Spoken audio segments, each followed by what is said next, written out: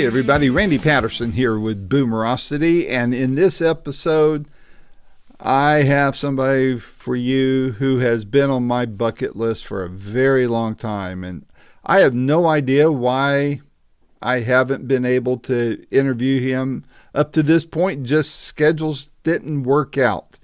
But now I can proudly say that I am, for the first time, interviewing the great blues great, Duke Robillard. And I mean, what a special treat this is. Duke had his first big band called Roomful of Blues, and he went on to replace Jimmy Vaughn in the Fabulous Thunderbirds.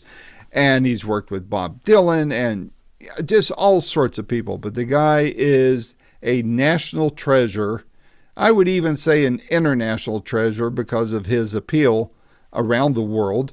When it comes to blues, jump blues, all that, those surrounding genres there that seem to kind of have their umbilicals somehow or another tied to the blues.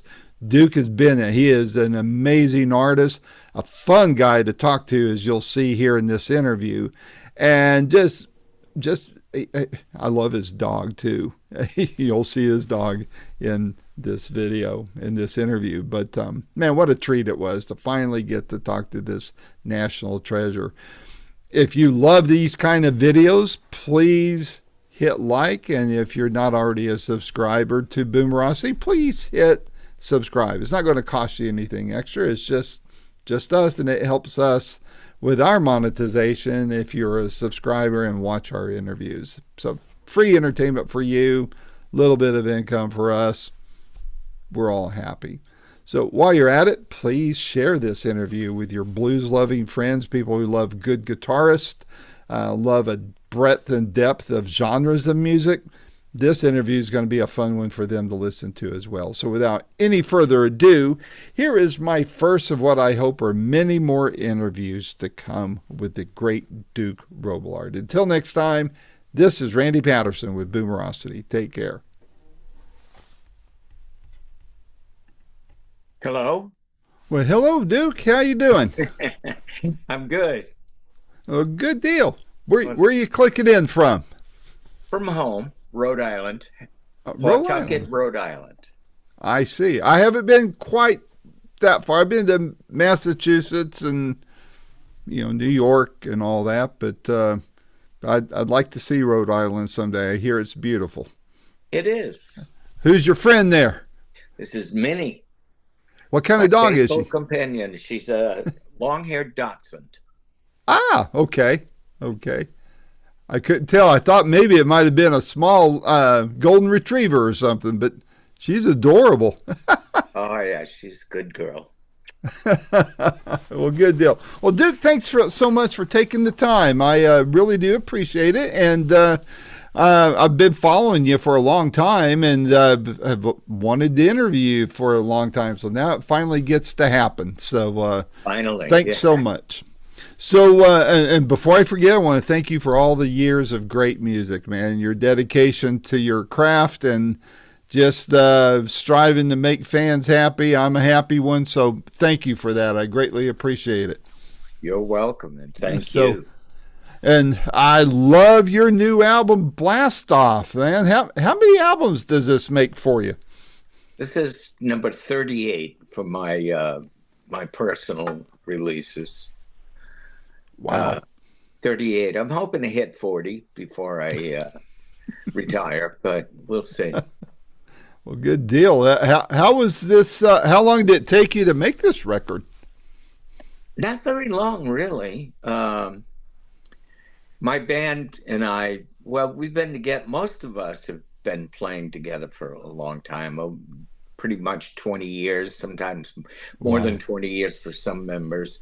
So they know what I like, and we play a stylistically kind of older style of music. Many different styles, but I kind of like to keep things in the old school where things are natural and not that loud, and just kind of real is the way I look at it myself.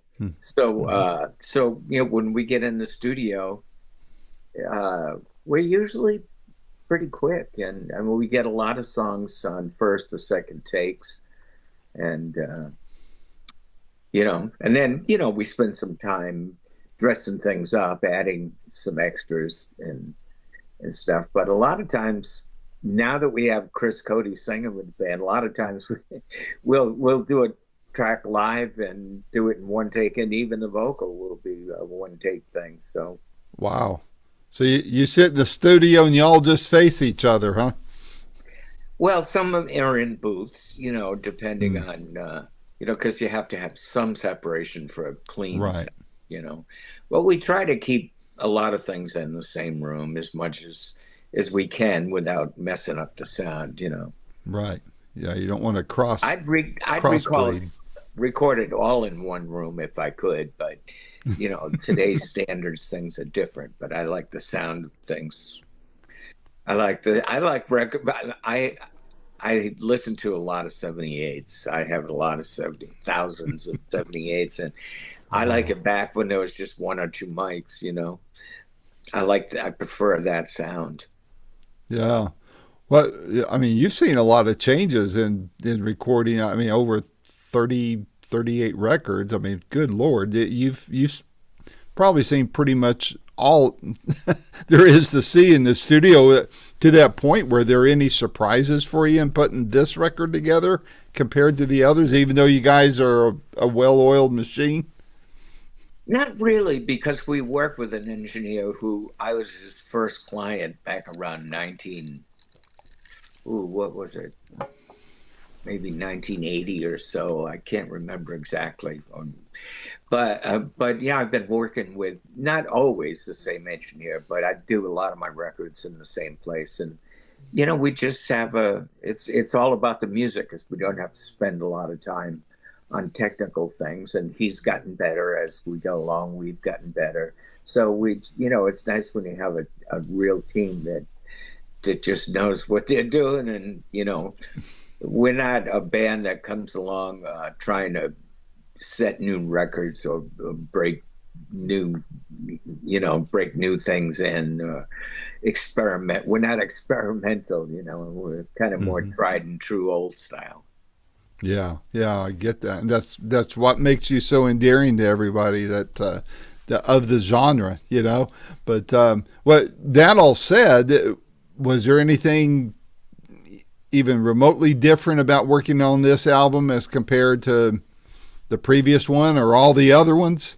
Well, yeah, I mean the material's always different. It's Yeah. always we did some soul tunes that we normally don't uh, do with my band. We kind of got into that style, kind of 60s soul for a few things, and that was kind of new territory as far as recording for me. And also, we came up with a few instrumentals. The title tune, Blast Off, that was completely worked up on the spot with just the rhythm section because uh, we were getting the sounds, which is it's always a rhythm section first, then the horns next, and so we came up with that instrumental by jamming, and trying some different things. That was fairly experimental. That's a little different for me. It's not a blues song, it's more, I don't Hmm. know what you would call it, just maybe a 60s instrumental kind of sound. Hey, you Hmm. snoring? When listeners drop the needle on this album, so to speak, what kind of journey are you hoping to take them on this? Is there anything you had in mind when you were recording that you said, "Man, I'm hoping the fans get it this way"? Well, yes. My several last albums, maybe the last four albums, the way I've looked at it was I want this to be like you're listening to kind of like a cool DJ. Like there are a lot of different styles, but they in some way they're all connected. They're all connected through the blues. They're all roots music and very bluesy, but it's not all blues music in particular.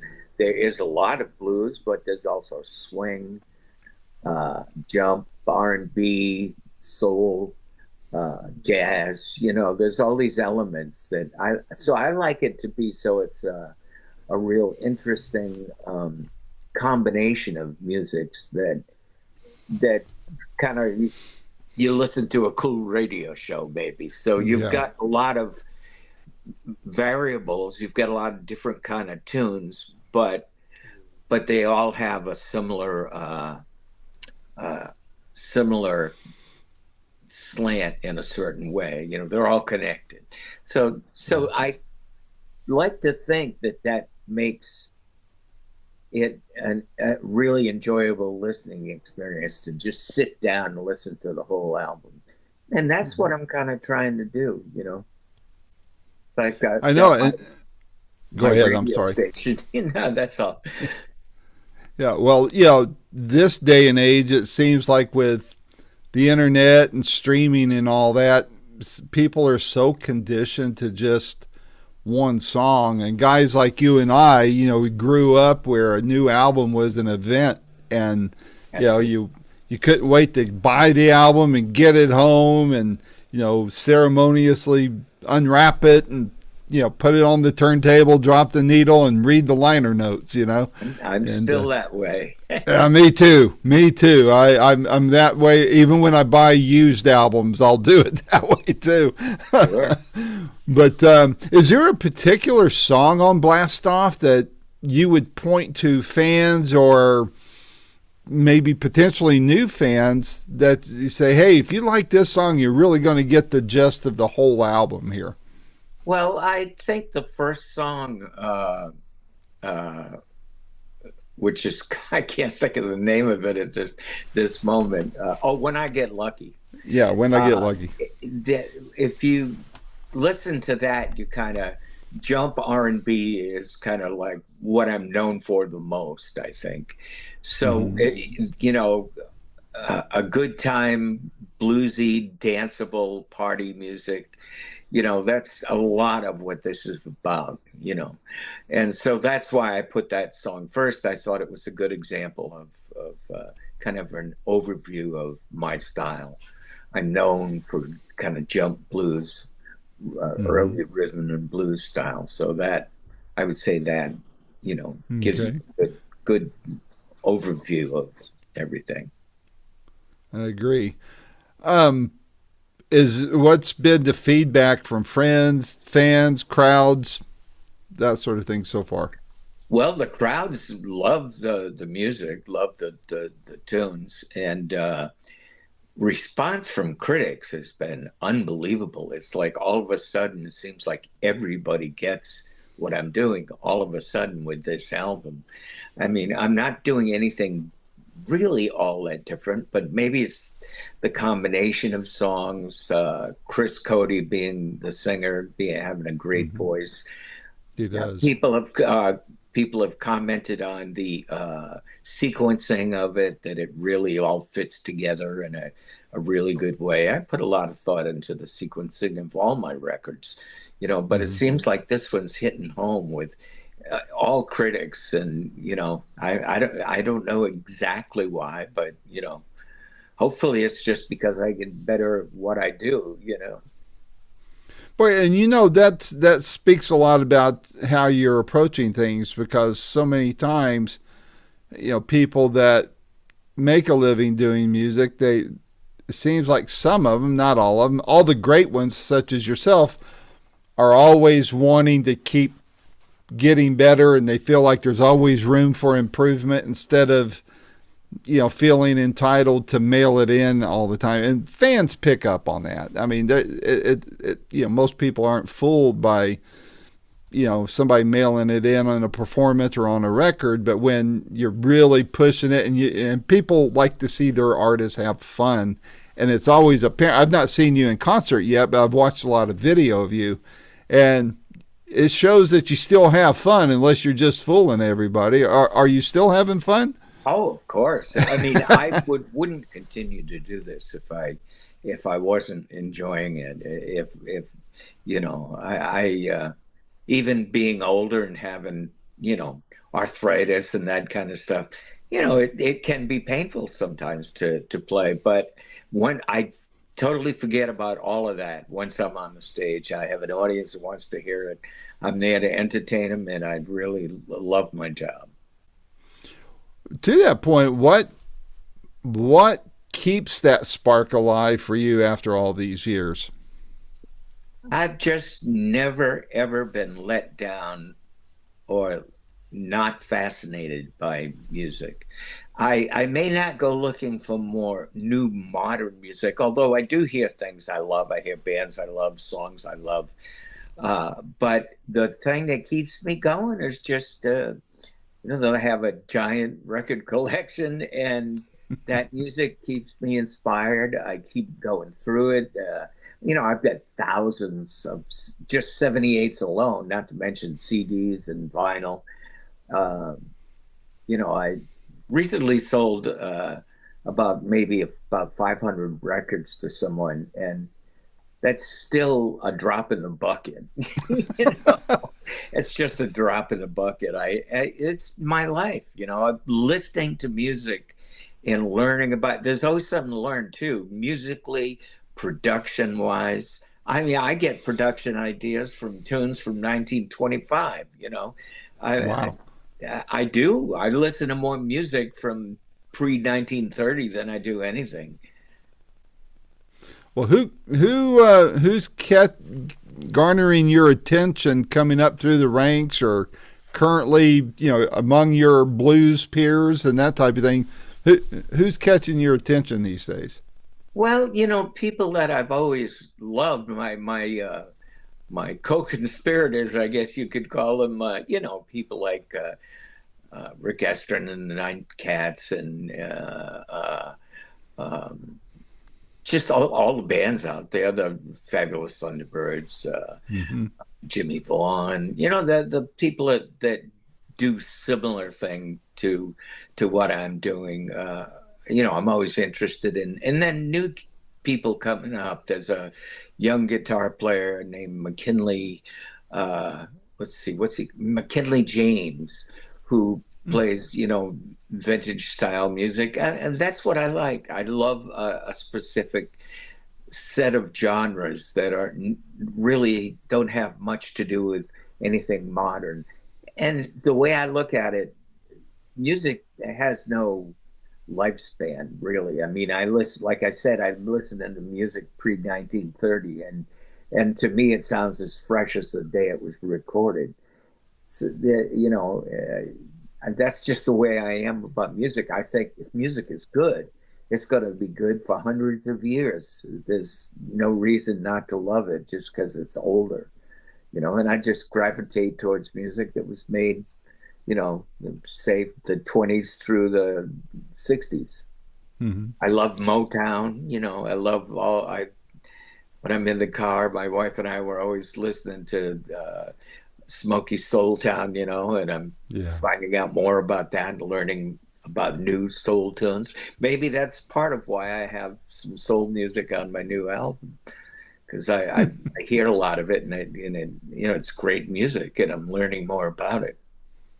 Do you think any of the younger artists, within the same genre or maybe just on the edges of it, do you think they get it as far as the spirit behind the music, or do you feel like it? I mean, and then maybe putting their personal touch on it, or do you think they're missing the mark?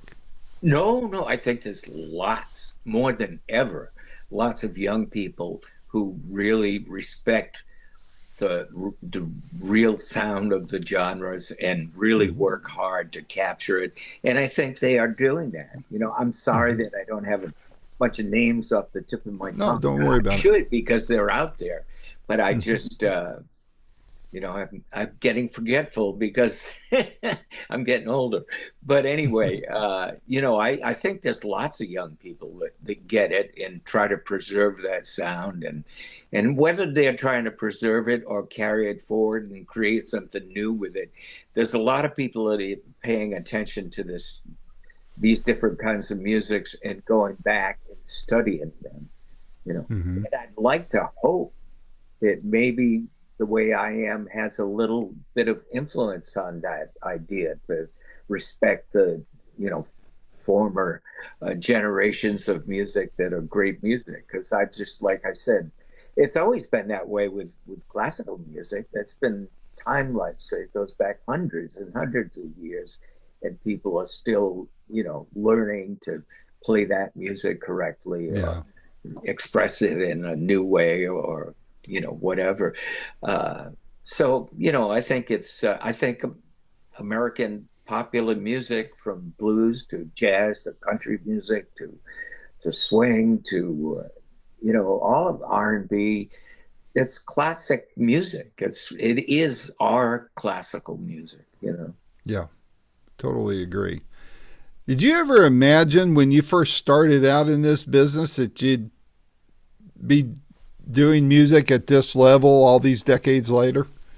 Well, I'll tell you, here's how I'll answer that. When I was in the eighth grade, I had to write a report on what I wanted to do for a career. Mm. Uh, and my report was to be a professional guitarist. I wrote a report on that, and I talked about different people I admired, and I was six when I decided I was going to do this for a living. I heard Wow.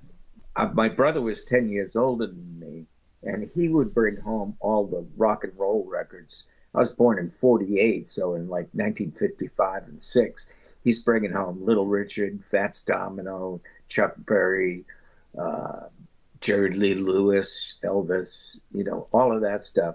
And I'm soaking it up. I'm six, but I'm just like going, I'm getting goosebumps from listening to this stuff, you know. And I'm going, you know, this is what I want to do. This is what I love, you know. I decided when I was six that was it, and I never changed my mind. Wow. Do you still have your first guitar? No, I don't, because I made my first guitar with my father for a science project, for eighth grade Wow. science project, because my mother would not allow me to have an electric guitar. She totally was against rock and roll, and she, you know, she said I could have a clarinet, but I couldn't have an electric guitar. And so I convinced my father that I had to build one for a science project. And we took a beat up acoustic guitar we had in the house. I took the neck off it, and we actually built. I drew a guitar on a solid piece of wood, and he cut it out on a jigsaw.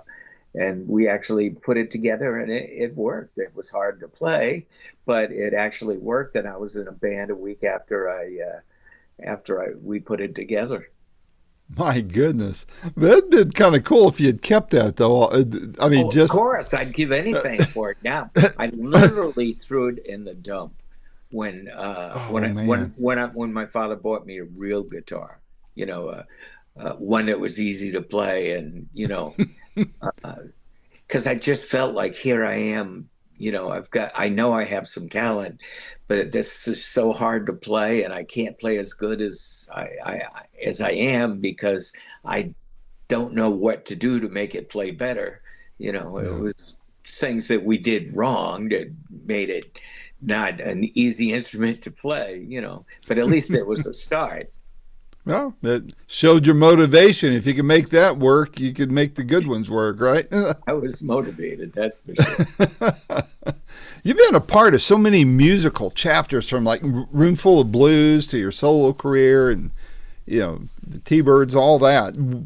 Which moments do you feel are the most pivotal to you in your career? Well, of course, Roomful, because I right after I got out of high school, I started that band the year after I got out of high school. And the idea was to learn to play mostly Chicago blues, you know, like the masters. I really spent a lot of time working on it. And then I started collecting 78s. And once I did that, maybe a couple years later, then I realized all the horn R&B that was never available on vinyl until later in the 70s when they started reissuing it. But back in the day, you couldn't get albums by Wynonie Harris or even Joe Turner. I mean, it might have been some Joe Turner ones that came out, but a lot of the artists you had to have their music on either 78 or 45s, and 45s were new. You know, the 78 was where most of that music was recorded and sold. So I Hmm. became a big collector of 78s, and that's where I learned about that, jump rhythm and blues sound, and that's what I chose to learn and make my thing. And so I went completely crazy with that. I just would take buses from city to city, going to junk shops and basements of record stores and finding this music. It was like a life, it was like a lifelong project. It still is. I mean, I'm still looking for 78s, and I've got thousands of them, and it's it's my favorite thing, really, is listening to music on 78 RPM records. That's fun. Yeah, every now and then I find a record as old as like pre 1920 that's like new. You wouldn't believe how good they sound. I mean, if the record's in good shape and it was recorded well, and you play it on a professional turntable with a good Diamond 78 needle, it's just there's nothing, you can't compare it to anything else. Do you have a separate turntable for just your 78s? No, I've got a few turntables that play everything, that play Hmm. 33, 45, and 78. So um, I use them, and it's that way I can just change the cartridges back and forth with whatever format I'm listening to.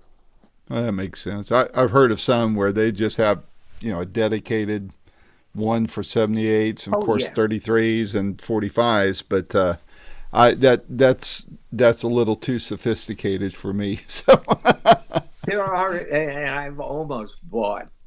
They would call them, I forget what the term is, but dedicated turntables for radio, that are 78, and yeah, they're really big, and the arms are heavy. So the thing about it is that if you have a modern turntable that plays 78, you don't want to put a lot of pressure on the arm because it wears them out, yeah, So yeah, yeah. the idea is to keep the music forever. And then when I'm gone, somebody else who's just discovering this music will be able to get my 78s and, have the kick time of their life, going through it all and digging it. Yeah, having a treasure, literally, of great music. What do you think keeps the blues alive for new generations of listeners? What is it about it that you think resonates with the younger generations? Well, first of all, the form itself, the 12 bar progression, but although there are many ways to play the blues, but the basic 12 bar progression has some kind of mystical power to it. I know because that's what grabbed me when I was 6. I listened to those records, and I remember the flip side of Maybelline, Chuck Berry's first record was called The Wee Wee Hours, and it's a slow blues, and you wouldn't think a 6 or 7 year old kid would be turned on by a slow song like that, but it just captured me. I don't know. It got me looking for more music like it. And when I didn't even know it was blues, I didn't know what it was, but it just captured me. So that's part of it, just the mystique of the sound of the blues, but also that it's simple and the lyrics are simple and they deal with just very basic things that anybody can relate to. Um, those are kind of what I think the main things are. But and then once you really get into it and you know about the different styles and you learn about the different styles and how much can be done and how much blues is a part of uh, all kinds of American music, from R&B to jazz to, I mean, Louis Armstrong was one of the best blues players ever. I mean, he played blues so beautifully. I got a lot of influence from his trumpet playing in my guitar playing. Um, it's a real deep. thing. The blues, as simple as it is, there's a lot of depth to it. Do you feel that what you first get exposed to the blues by, like whether it's a certain style of blues or a certain artist, that is the dominant feel that you have for blues for the rest of your list? For instance, for me, my first exposure to the blues was listening to my mom's Elvis 45s that I still have. I got them after she passed away. There you And go. so, Christmas time, Sweet Baby, or, things like that. Yeah, I, I love that. yeah, yeah, I mean, she used to laugh at me because I'd lay on the floor with a little portable turntable, and that would be playing. She said my butt would just be pulsating to the to the rhythm. I mean, I was like 6 years old or something, but that style of blues, very swanky, sultry, swingy type of blues, kind of affects what I gravitate towards today a lot of times. I mean, it doesn't rule out all the other kinds of blues, but that seems to be what always grabs my attention, whether it's, a song you do or Bonamassa or, Mike Zito or, you name him, Clapton, whoever, Jimmy Vaughn. Those are what will grab my attention. Then I listen to the rest. And I can't remember which one you did that first grabbed me. It was years ago, but it fell into that groove of what I just described to you, that Elvis groove, I'll call it. And that affects me the rest of the way. Has that been the case with you, or have you always been more broad in your approach to that? Well, I recognized early on that feel or that sound. Yeah, I think the first thing I heard that was bluesy, maybe the first artist that I got into was Hank Williams, because Mm. we had, and my uncle would come down to our house and bring records, and he'd play Hank Williams records for us. So I immediately heard that as being, just like, very similar to, the Elvis records, the Fats Domino records, and all that. It had Mm. that feeling. So Mm. I just found that sound. And in fact, the very first memory I have is sitting on the kitchen floor, I believe in diapers, listening to my mother was playing a radio station, and it was big band music. And so it was like oldies because it was 10 years or so past the big band era when I was a baby. So I swear I heard In the Mood. And I later recognized that In the Mood was a blues progression. Most of it, there's different parts of it that are not a 12 bar blues, but the main thing, da da da da da da da da da, that's like a 12 bar blues. I Mm-hmm. swear I picked up on it early. It was something that connected every time I heard music. And in the old days, a lot of music was based on the blues, whether Yep. it could be often hidden, and very poppy, but it could still be based on the blues, the progression or something about it. So I don't know. I just everything I heard that had the sound of the 12 bar blues in it, it made me perk up and listen to it and pay attention to it. Yeah, I figured that was the case. Something along those lines. What what haven't you done career wise that you still want to do?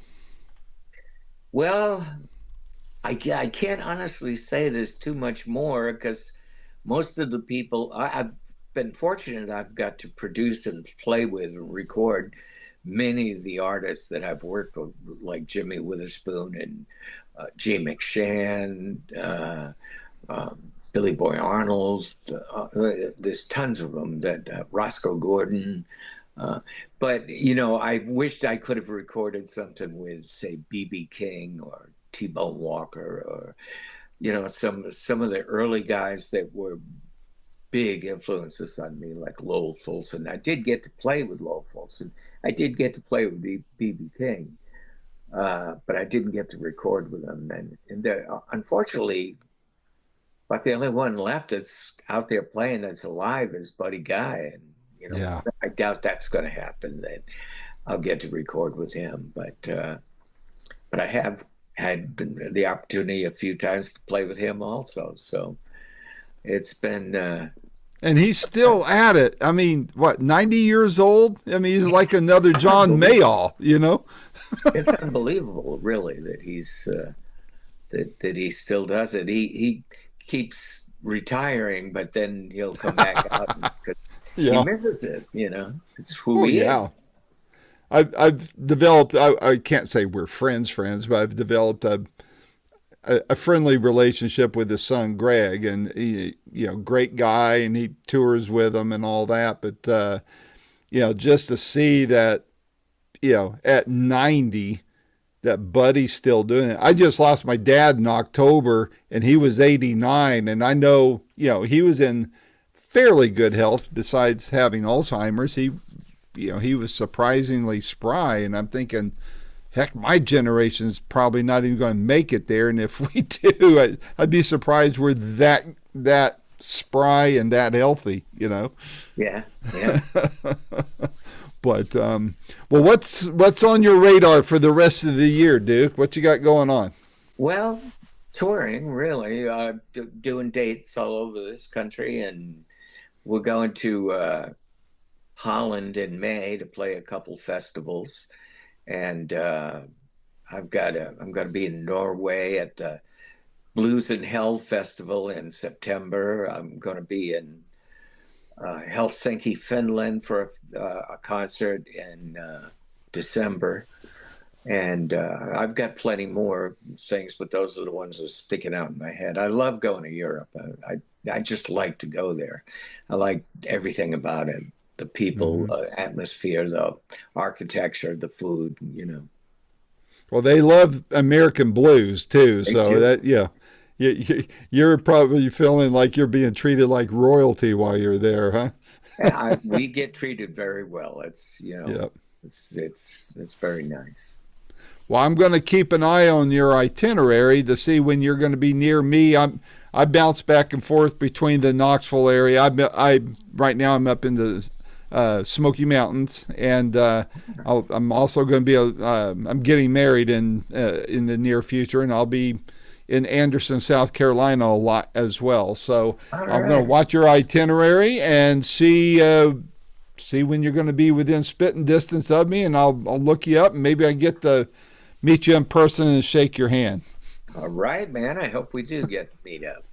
We'll try to make that happen. Well, thanks so much for taking the time, Duke, and I hope you and your wife have an amazing day. And the real boss that you had on your lap there a minute ago. You still here? All right. Goodbye, man. All right. Have a great day. You too, Randy. Thank you. Take care. Bye-bye. Bye. This has been another fun-filled episode of Boomerocity with your host and producer, Randy Patterson. The theme song is Roll the Dice and is recorded and used by permission from Quinton Hope. Quinton is spelled Quinten, and Hope is Hope. And you can find out more about Quinton at quintonhope.com. Post-production is done by Cardinal Sins Productions. The Boomerocity name, logo, and content is copyright protected. Segments may only be used with written permission by Boomerocity and or its assignees. Inquiries should be directed to input@boomerocity.com. Copyright 2025.